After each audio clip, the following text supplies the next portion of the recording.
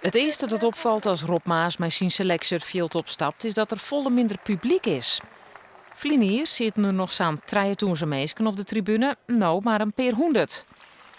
Er is dan misschien minder publiek, de sfeer is wel gemoedelijk.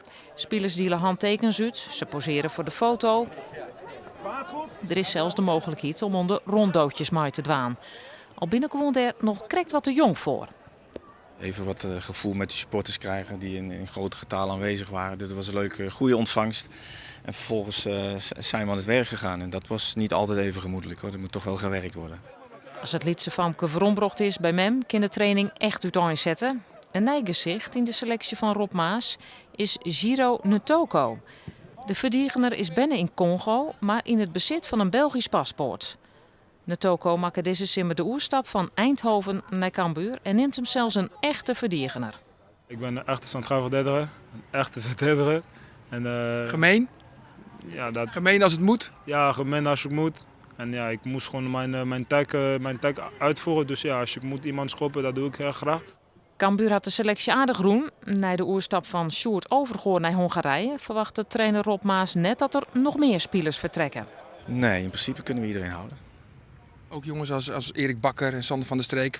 Spelers waar misschien wel interesse voor zou kunnen bestaan. Nee, iedereen blijft. Iedereen blijft. Iedereen blijft.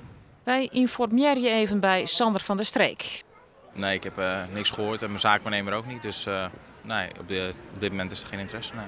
En dus blijf jij gewoon dit seizoen bij Cambuur? Ja, mijn contract loopt gewoon door. En ja, als ik wegga, dan moet hij afgekocht worden. En het kan altijd gebeuren in de voetballerij, maar op dit moment is er geen interesse. Dus blijf ik gewoon lekker bij Cambuur. De enigste positie die nog vakant is de spitspositie.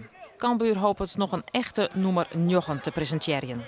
We kijken goed rond, overal, ook in die spitsposities, waar we ons goed kunnen versterken. Maar ja, ik zeg, we kunnen het centje maar 1 keer uitgeven, dus we moeten het heel zorgvuldig doen. Ik hoor Robert Muren. Ja, dat is leuk.